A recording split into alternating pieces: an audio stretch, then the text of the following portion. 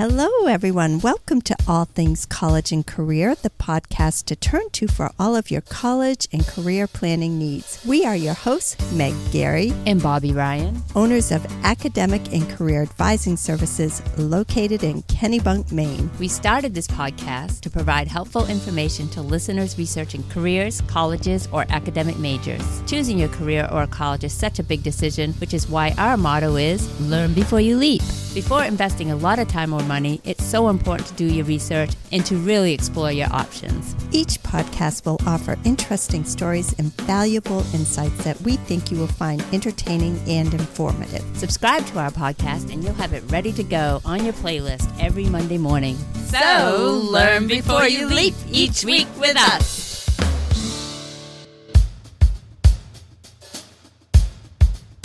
Today's guest is Charlie Maynard, co-founder and CEO of Going Merry. Charlie and his team have developed a platform that has revolutionized how to apply for and create college scholarships. It's amazing. So if you want to make school more affordable and would like to tap into the billions of dollars in scholarships available each year, a big chunk of which currently goes unclaimed, you will want to hear how Going Merry have made it easy for you to do just that.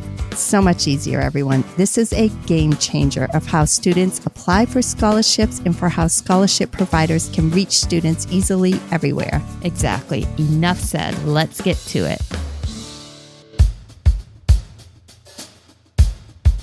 Hello, Charlie Maynard. Welcome to All Things College and Career. We're delighted to have you on the show today. Yeah, absolutely. Yeah. And thank you. I'm excited to join you.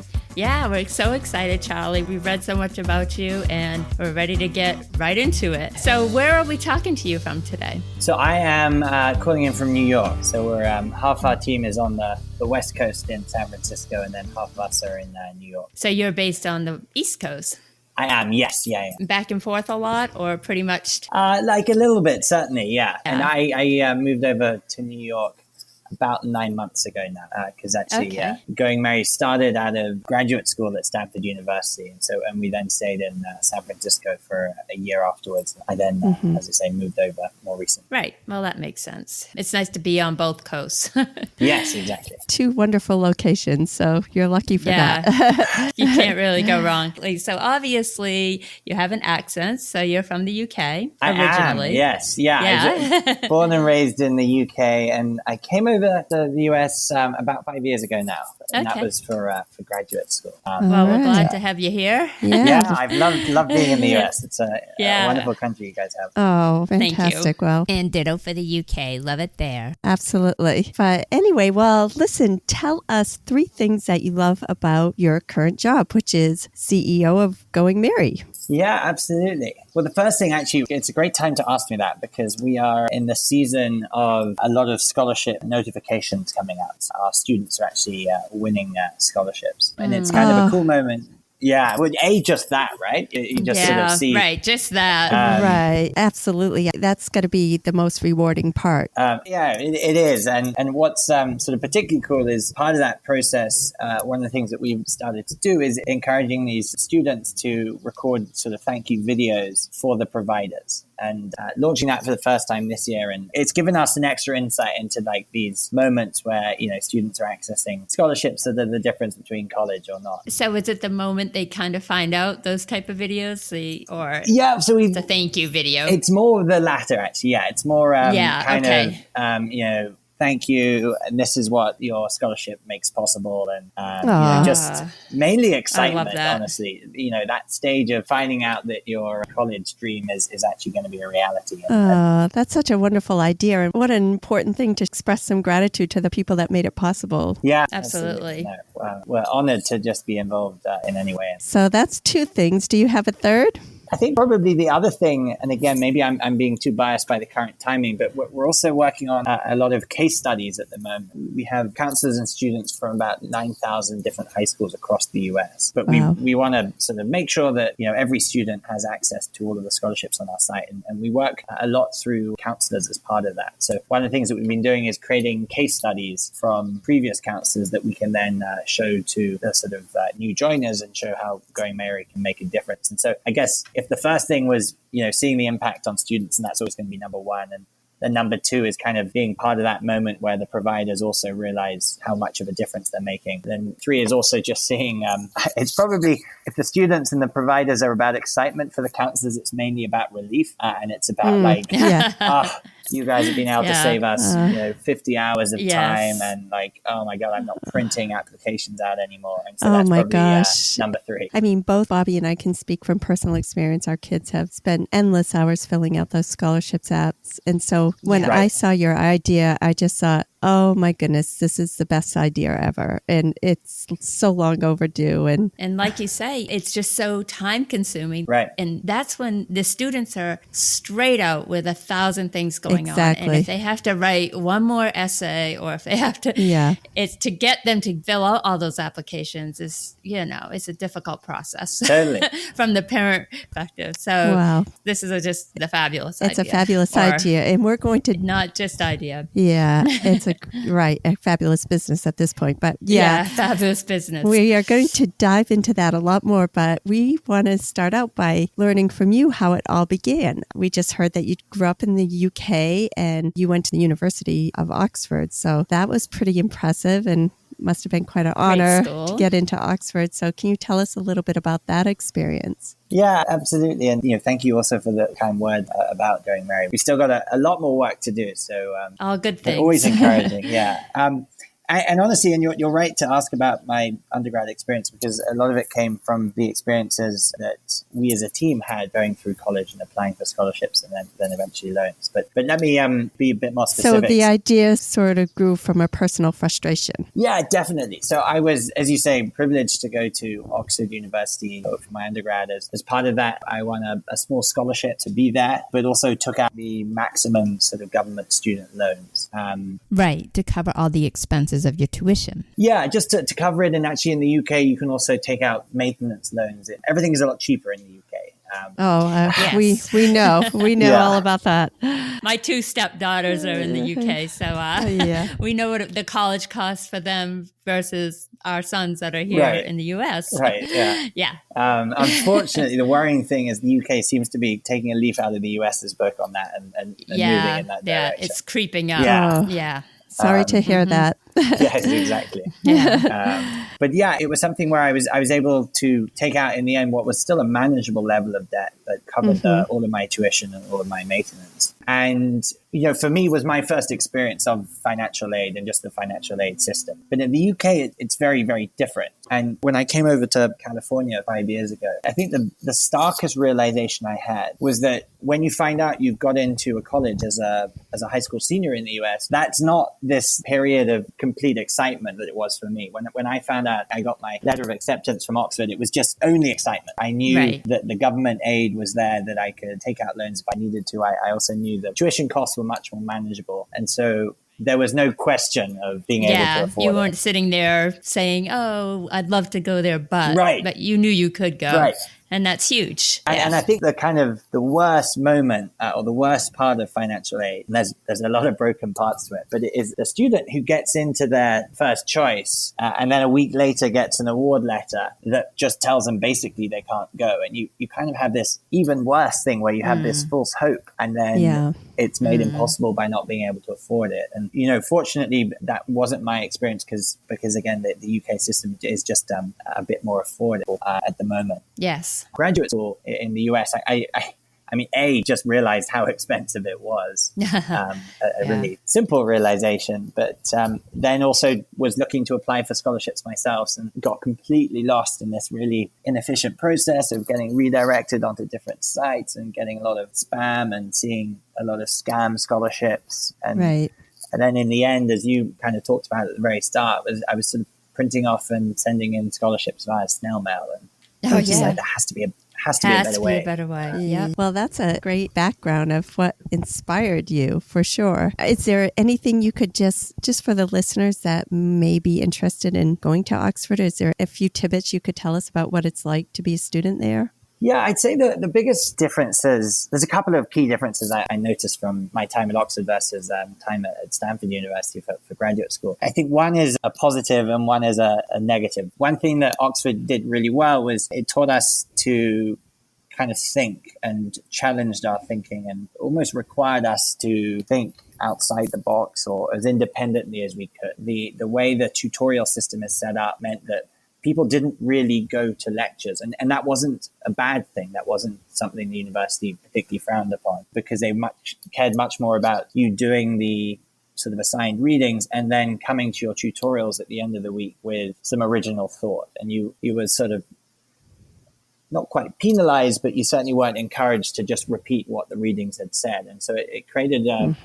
learning process where we really thought or taught to think as independently as we could. And I think that was something that I really appreciate. That's really, really interesting. What a great concept. Yeah, the obsession with test scores and that kind of thing in the US can sometimes come at a cost because of that. Yeah, and so that was, I think so too. Yeah. That was one of the things. The other thing, though, that I'd say the US gets much better, and it's one of the reasons that I'm so lucky to be able to stay here, is, Oxford, it was all about the academic who had studied or stayed in the same room as you 600 years before. And so it was kind of very, very backward looking to these phenomenal people, of course. Yes. Right. Whereas Stanford, I remember on week 2, I was sort of going to grab a sandwich on the main campus. And I noticed that like an old library had been knocked down. And someone was like, oh, yeah, they worked out that they could build a laboratory there instead. So they weren't holding on to the old. No. Gone with the past. It was just like, we found a better use. Think of the physics labs that are going to be there. And I was like, wow. What? You can't do that.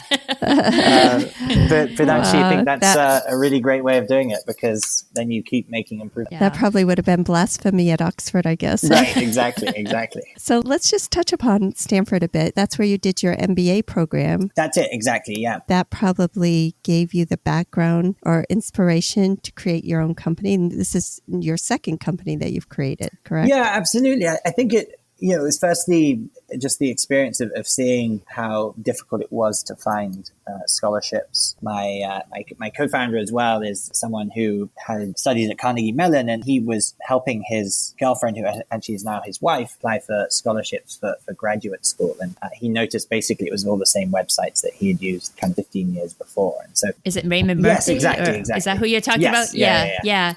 I have to say, so he's like a software developer. That's it. Like software he's engineer, our chief technology officer. Right. Yeah, CTO. Right. So I had to laugh at, because I was reading his bio a little bit, and I had to laugh at how he spent an unhealthy amount of time solving the problem. I can relate to that. My husband does software as well, and I know all about spending an unhealthy amount of time. I laugh out of that. But that's what it takes to write a good software package, I can tell you. It certainly does. That's a key part of what we've done, is to turn it into something where just one application system can really solve the issues of both the providers and the students. And so his unhealthy amount of time, which gets much less credit than it deserves. Of course. But you guys are the perfect balance between you have the MBA business side and him with the engineering software side. So right, yeah, he has the actual skills, and I kind of no. It takes both. Trust me. It takes both. Yeah, it does. Yeah. So, are you trying to obtain scholarship providers, or just creating a demand on both ends of students and providers? Yeah, exactly. That's my focus. So, perfect combination. A couple more quick questions about Stanford. Yeah, please. So, it looks like you spent a bit of time doing an exchange program in Beijing, China. And I'm probably going to butcher this, but I'm going to give it an attempt. Is it Tsinghua University? Yeah, exactly. Tsinghua, yeah. Oh, nice job, Meg. Wow. We were talking earlier about our guesses on how to pronounce that, and we weren't sure. But then you're trusting me knowing the actual way. Yeah, right. Yes, we were. We're hoping, since you spent time there, we're assuming you would have it down. Right. Yeah, exactly. You have a better shot than we do anyway. Yeah. Well, hopefully you have no listeners in Beijing who can correct both of us. Yeah, correct us. Right. Right. If we do, we're sorry in advance. So there's that. But yeah, tell us about that experience. Yeah, so it was one of the things that Stanford places a real importance on is kind of the global nature of the program. So as part of the course, you do these external study trips. And the Tsinghua exchange was kind of the most formal, I guess, global experience because it involved actually going to spend time on their campus and the students from Tsinghua coming back to Stanford for a couple of weeks as well. It was a pretty awesome exposure to what's happening in that part of the world. And I think sometimes you sit in the backyard of Silicon Valley at Stanford and it feels like you're certainly at the sort of leading edge of innovation and the center of the tech world. And I think it was a pretty good sort of realization that China has also invested a lot of time and effort into technology and has caught up in a lot of ways with what's happening in Silicon Valley. And so it was a really fun way to see that and also build relationships with the students out there. Yeah, absolutely. It's great to have those connections. It's fantastic. So it appears in between undergrad and grad that you spent a fair amount of time in Asia in general, from what my research tells me, and maybe some time in Beijing, as we just mentioned, but Singapore and Jakarta as well. Yeah, absolutely. Yeah, my first job after university was in Singapore. I spent a summer in Hong Kong during university, and I think the adventurous side of me just thought it was an incredible opportunity to go and experience a new place. Oh, I bet. Hong Kong was formerly a part of the UK. Yes, absolutely. Yeah. And so it means that there's quite close links sometimes there. Yeah, boy, they're undergoing a lot of changes at the moment, but that's another story. Yes, exactly. Yeah. But yeah, so it was, it gave me this experience in Asia, and I really enjoyed being in both Hong Kong and Singapore, but also thought that there were other parts of Asia that were growing even more quickly. And that's what led me to Jakarta. Again, that sort of sense of adventure and desire to be in a place that was rapidly changing and therefore creating opportunities for people that were willing to go and live there. You were working in Jakarta, not just visiting. Yes, absolutely. Right. Yeah.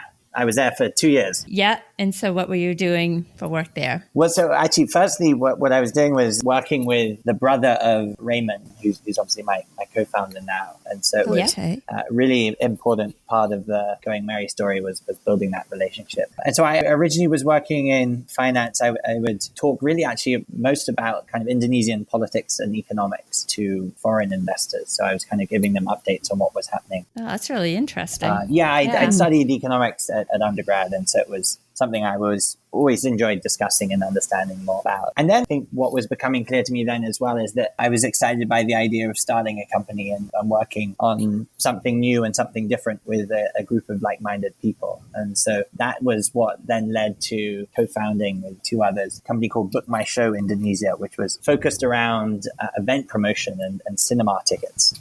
So very different to what I was doing now. That's great. So tell us about that a little bit. Was it Raymond's brother that you did that with? Or no, so actually he was when I was working in finance. So it was. Oh, I'm sorry. No. It was two other friends, actually both of whom are still working on it now, and they were very excited because they had Katy Perry in Indonesia last year. Fantastic! Wow, that was good for them. Wow. Yeah, that was the one time I regretted leaving. Shout out to Katy Perry for traveling to Jakarta. Yeah, right. Doing the show. Need to convince her to create a scholarship as a result of that, but no. Yeah, the Katy Perry scholarship. Yes, that's it.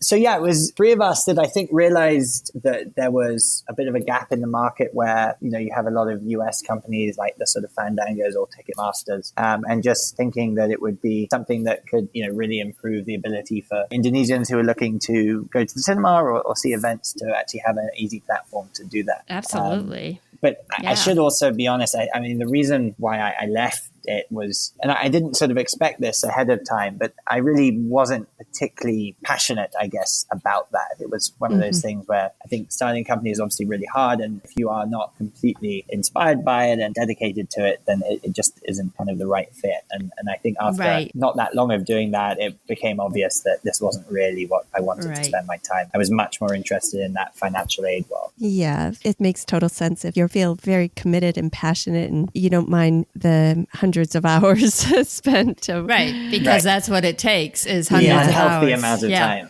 Yeah, the unhealthy amount of time. Absolutely. And that's a good thing for our listeners to hear, because if you're considering starting a business, you want to really love what you're doing or be passionate about it so that you aren't worn down by the huge commitment it takes. Exactly right. Let's turn our attention now more to Going Mary. So we sort of heard what the idea was, how you sort of developed the idea out of your own frustration of applying to scholarships. So where are you at now with the company? And yeah, as you said, the focus for me, I guess, as I looked at financial aid more and more, and I looked at my loans and scholarships and everything like that, the process of applying for independent scholarships, external scholarships, I just felt, and I still believe, is the most broken part of the financial aid system. Yeah, it's so disjointed because, first of all, identifying which scholarships are even available is a hard thing, number one. But number two, knowing which ones are the right fit, or are you wasting your time? And then the kids just lose steam, because how many of these can they fill out during the busiest time of their life? And especially with nothing come out of it half the time. Right. And I think that's sometimes what's forgotten, as you sit creating your scholarship, is you forget that these students have a hell of a lot happening as they leave home for the first time and effectively become adults. There's just a lot of things going on. That means filling out another application, particularly when you're re-entering basically 50, 60, 70% of all the same information. Yeah. Really becomes quite hard for them to do. So it was focusing on that. I think we'd still in the longer term love to fix other parts of the financial aid system. That's certainly where we consider we'll be spending our sort of careers. But wanted to start with these external scholarships where firstly the students, if they were applying, were having a difficult time. But probably even more important for us was realizing that if you're a kid in a public school with 500 other kids sharing the same counselor, you probably just weren't even aware of scholarships in the first place. And there was no one place where you could come to work out what was available, let alone then be able to apply. Right. And these counselors are often, as you just said, one counselor to many, many students. In some cases, 100. Yeah. They don't have time to sit down with each student and work with them on their scholarships. And so, it's a time management issue. It is. And I kind of think of it, the Common App is to applying to various colleges as Going Mary is to applying to for scholarships. Yeah, that was such a breakthrough when the Common App became available, because it used to be, prior to the Common App, filling out a paper application and sending them independently to each university or college that you're applying to. And now you can do one concentrated application with a few extra essays here and there. Does that describe Going Mary correctly? Or so the hilarious thing here is we kind of got started and we built our website, and it was the Common App for Scholarships, as you just put it. And within a month, we had an email from the Common App's lawyers saying... Oh, no. So you actually did call it that. You had the tagline, or that was the... We did, and then we no longer do. So I have to be careful on a recorded line. So we don't want to make that analogy. Yeah. Well, actually, if you make it, then hopefully I'm okay. But no, it is... It is the obvious association. I mean... Yeah. It sounds like the Common App was just sorry. They didn't think of the idea. Right. That's it. There's a little bit of envy there. I can see that. But no, jokes aside, we very much, certainly whether or not we are, we're certainly inspired by what they've done and how much more efficient they've made college applications. Right. They streamlined the college They app. totally streamlined it, yeah. And you're angry when you have to apply to a college that doesn't accept the Common App. Right. Like, you're like, seriously? I know, right? So how well known is Going Mary? How many schools are aware of it, and school counselors? And yeah, not as many as we'd like is the answer that we'll probably always give. But we have been really humbled by the reaction that we've seen from counselors. So we started with a pilot with 3 high schools in San Jose, San Lorenzo, and San Francisco 3 years ago now. And we always originally planned to sort of focus, again, because we were in California, focus on that area first, just so we could add more scholarships around there and then build out sort of bit by bit. But what we found was this, really awesome word of mouth that happened between counselors because they'd never had any sort of solution on where to send students for scholarships. It just suddenly was something that spread pretty quickly. And we launched the full product at the start of last year. And we've now, working with 9,000 high schools across the US, which has been really amazing. Congratulations. That's amazing. That is impressive. Yeah. In less like a year and a half. Yeah. That's amazing. I think it just speaks to the need that was there for that. I don't think Sure. we've done anything particularly crazy, right? It's been just creating this application system that gives students this one-stop shop. And I think that the need was very clearly there. And so that's what sort of enabled it to grow really quickly. We have 2 school counselors coming up on the show, so we will definitely tell them about this if they don't already know. Amazing. That'd be great. And use it ourselves. Right. I emailed a local counselor here in Kennebunk, Maine, to see if they had heard of it, and they had, and they said they were using it. That's excellent. Yeah. There you go. Add them to your list. Yeah, great. Well, 9,001. There you go. One thing I noticed to be true is that some of these schools, and I'm sure you know, Stanford, Harvard, Yale, they're extremely well endowed. And not just them. Many schools have enough money for these students probably to all go free. Right. And the money seems to be going into, I feel like it's like an arms race in colleges, but instead of arms, it's whatever the newest gymnasium is or athletic center. I've seen a lot of money going into those things. And because one school's doing it, well, then the other school has to do it. Instead of it going directly to the student, it goes indirectly to them, obviously. And a certain amount of that, of course, is nice, right? It creates a great place to be learning. But I'm just kind of curious what your views are on that. You're absolutely right. I think college donations hit a record of 47 billion last year. And my gosh, wow. 47. I had no idea. That's amazing. Yeah, it's staggering. And if you think of just the number of students that be covered in their education with that kind of funding, if you look at student debt, increases by about 100 billion each year. So you could pretty significantly wipe out a big chunk of that. That's really a growing problem too. There's so many kids stifled with student debt. Yeah, it certainly is. It's a big issue. Well, 1.4 trillion is what, right? That's what the student debt is. And I only know that exact number because of Bernie Sanders coming out and talking about how he wants to eradicate all debt and using that number, that we have $1.4 trillion in debt, which is staggering. Yeah, absolutely. Yeah, someone that's been part of those statistics, how much of a difference it makes in people's ability to spend other money and plan their lives and do other things. So yeah, I mean, that 47 billion, I think really the point I would make on this is more to encourage the idea of donating directly to students through creating scholarships, which obviously is something that anyone can do on Going Merry, and doing that in addition to giving back to colleges. Okay, so you can do it directly. Right, exactly. Okay, so how do you go about doing that through Going Merry? How does that work? Yeah, so actually, if you wanted to create Bobby and Meg's scholarship, we could have that set up for you by the end of the evening. All we need to know. All right, let's do it. All right, perfect. Finally, we're down to the... Hey, you never know. You never know. Something to keep in mind. Absolutely, yeah. Something definitely to keep in mind. Yeah, it's been one of the more exciting parts. So we've created over $1 million of totally new scholarships as well. Wow, that's really commendable. That's fantastic. What a clever idea. Well, again, the credit 100% goes to the people that raised the donations and wanted to create the scholarships themselves. And it's ranged from, we've seen a lot of people that are creating a scholarship in memory of someone that's absolutely, that happens all the time. Yeah, and that's been something where, particularly now that you can, through Going Merry, get others to donate into your scholarship, and it's been like I think a nice part of the healing process often for families, because it's a real legacy that then starts changing the lives of the students that win the scholarships. Wow, that's such a great idea. So there's thousands of scholarships out there. How do you find them all so that when people use Going Merry, they have access to them through you? I don't know if I'm phrasing that right, but... Yeah, no, absolutely. I think, honestly, this is where it is a lot of work. I think where we've been really lucky, again, is just the support from the counselors, because they know what a difference this can make to their students. They've been happy to help us find the scholarships that they know about. And so counselors can suggest scholarships to us. We had a counselor in New Jersey at the end of last week who sent a PDF of 70 local scholarships. Wow.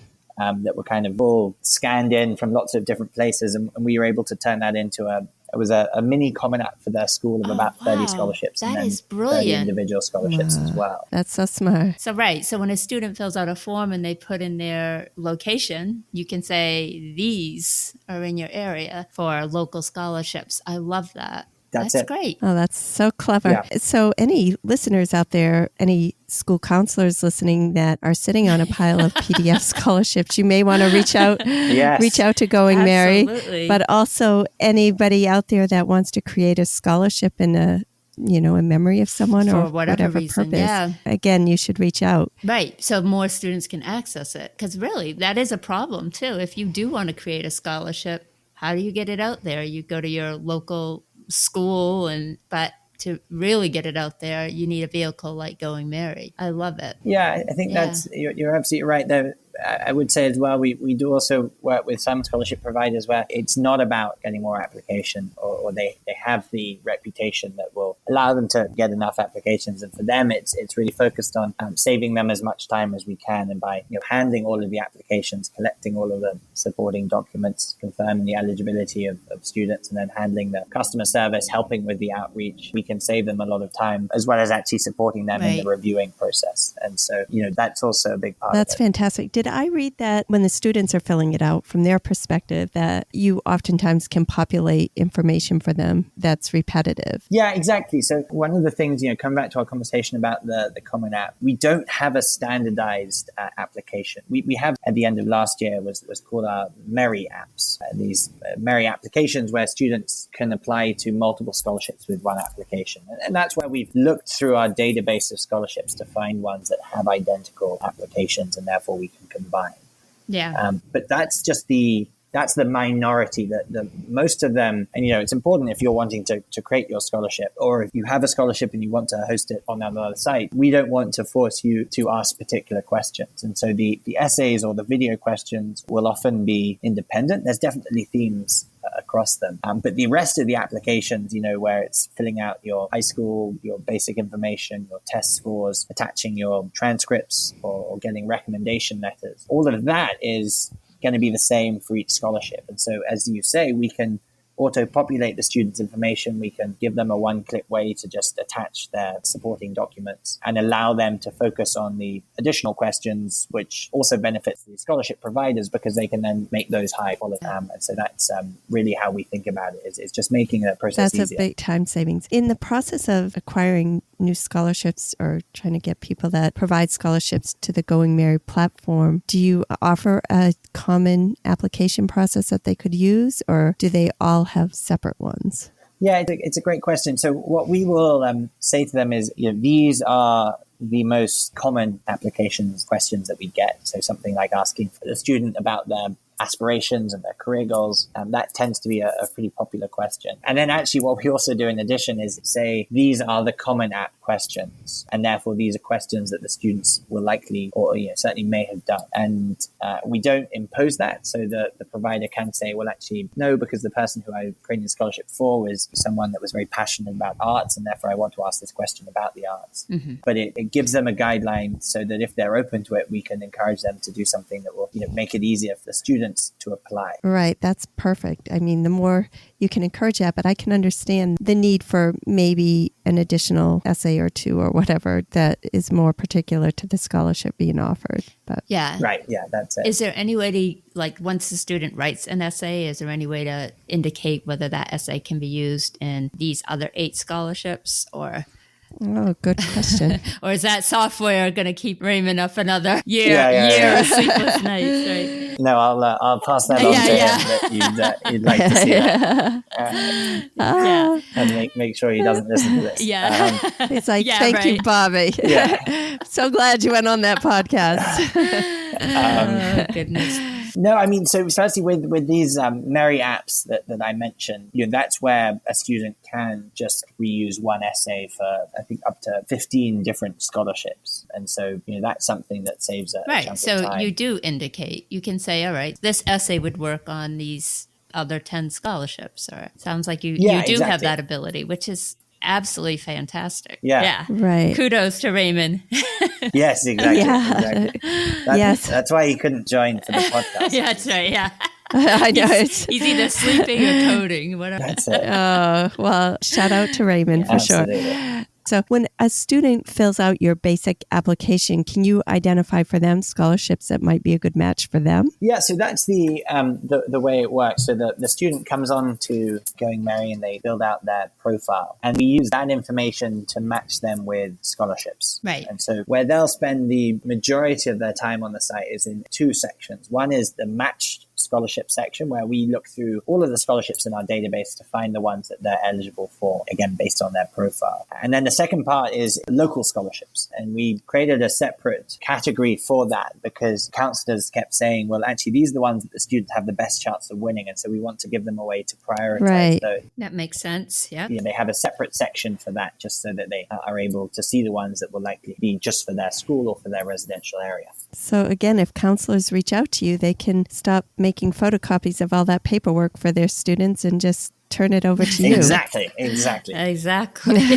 have a question about, do you find that most scholarships are need-based, or do you feel like it's kind of a good blend between merit and need-based? Yeah, it's a good question. It varies a lot. I'd say the majority on our site tend to be merit, but there will often be ones within that will take into account need.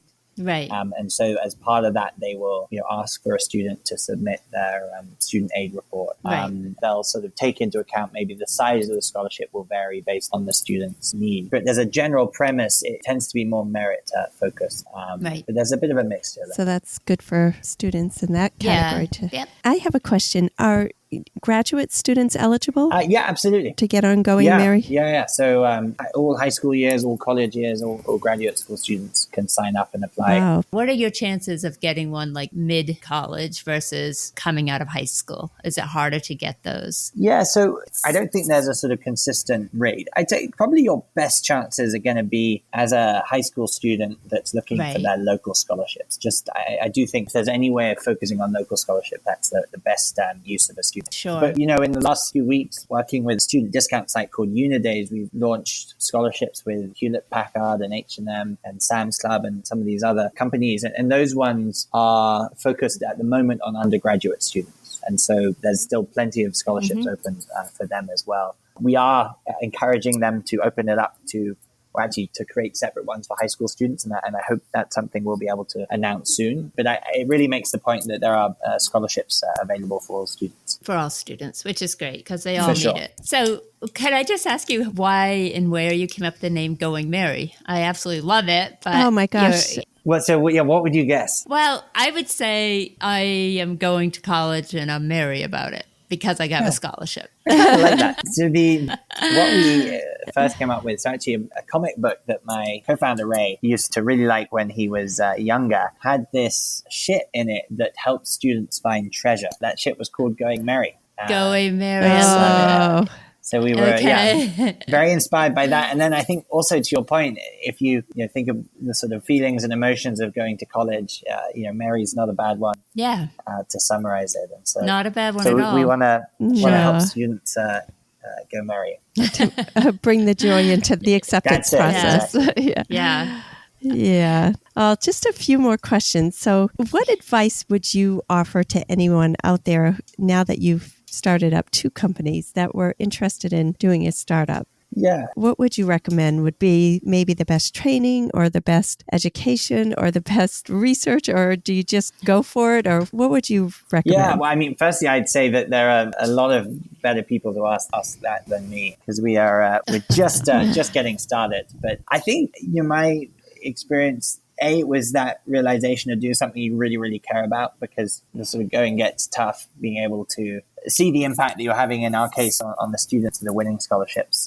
That makes all the difference. That wasn't something I had. It's your fuel. Yeah, completely. Yeah. And so, that's by far the thing that keeps us all going on Going Merry. And then I think the second thing is just to do it. I think my temptation at the start was kind of to seek advice and speak to people who had done similar things. And actually, you didn't learn nearly as much doing that than you did from picking up the phone and speaking to counselors and asking what the problem was. And then, we spent a lot of time doing student workshops all over the US, trying to understand from student perspectives what they want from us. Oh, that was such a good idea. Yeah, it helps instantly in a way that you don't really find out by just listening to others. But would you say a business background is useful? Say if you're a 16 or an 18-year-old that's thinking, oh, someday I want to have a startup. Would you say any education is fine to prepare, or would a business background be particularly helpful? Or what would you have to say about that? I look back at the education I've been, again, really privileged to have. I don't think it's necessary to start a company. If you're really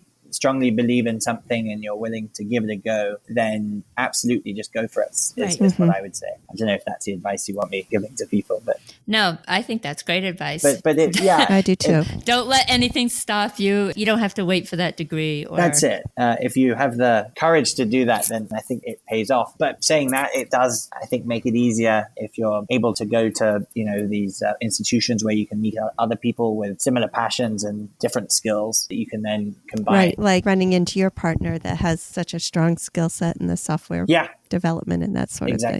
Right. Yeah. So what would you say are the advantages and drawbacks of running your own company? The advantages is so exciting.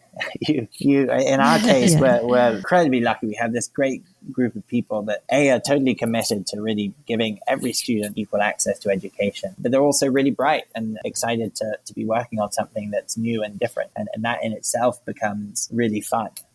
And really enjoyable. Yeah, right. How big is your team right now? So there's 8 of us. And, when you read their bios, they are all impressive people, I have to say. You have quite a group. Yeah, well, I think it's, what the theme, again, is people that have benefited from scholarships themselves and understand the importance of it. So, that's what enables us. Right. They're passionate the same way. Sure. And I think that's a really big positive. The other thing is you're really fortunate because you just get to try so many new things kind of across all different areas. So you sort of learn about marketing and technology and sales and it's so true product and that's I love really that. fun. I've done a few small startups myself, and that's one of the things I loved about it the most is just wearing so many hats, getting exposed to a lot of things, and it's never boring. Exactly. And you guys have the added benefit of really feeling good about what you're doing for people, and that's priceless, right? That makes your mission worthwhile. Yeah. So what is a typical day like for you? So it varies a lot. So and again, that's one of the things that makes it really fun. So if I look to today, actually a lot of the morning was spent reaching out to community foundations and speaking to one of the community foundations that we work with that they were setting up their scholarship for next year. And so it was sort of understanding why they were excited to use Going Merry was they received enough applications, but they found that they weren't reaching the students that needed support most. And so they really wanted help at making sure that all the students from the public schools that they worked with were aware of the scholarship. And so we were coming up with plans about how we could do that and be ready for them as they came back with the new year. And then actually... Is that going to be more work for Raymond? Exactly, always. It's honestly, it's really, if you look at all the work that counselors have to do, we've talked about it from the student's perspective of the unfortunate position is if you have hundreds of other students sharing a counselor with you. But equally from the counselor's perspective, it's an overwhelming amount of work. And so a lot of what we do when it's to do with making sure students are aware of different scholarships is arming the counselors in the best way we can to make it really easy for them to put these different scholarships in front of these students and give them the confidence to actually know that the financial resources are there for them. And actually, one of the coolest things we've seen has been countering this issue of undermatching by just showing students that scholarships are available. It gives them the confidence to be more ambitious in their college applications as well, which is really cool. Right. They're not so limited. Yeah. Mm-hmm. Well, listen, Charlie, this has been amazing. We've really learned a lot from this whole conversation. I feel like anybody listening, the counselors that have scholarships, local ones particularly available in PDF format, could reach out to you. And people that are looking to offer a scholarship should reach out to Going Merry. And also students should definitely log on. And it's just a place opportunities for all of you to meet and streamline the process. So it's been an amazing conversation, really interesting. Well, no, thank you for saying that, and really appreciate you guys taking the time and speaking with me today. Yeah, it was great talking to you, Charlie. We'll definitely be suggesting Going Married to our clients and to anybody we speak to that's in the college process, anywhere in the college process. So thanks for being on our podcast today. Yeah, thanks very much. All right. Well, thanks so much, Meg. Thanks, Bobby, as well.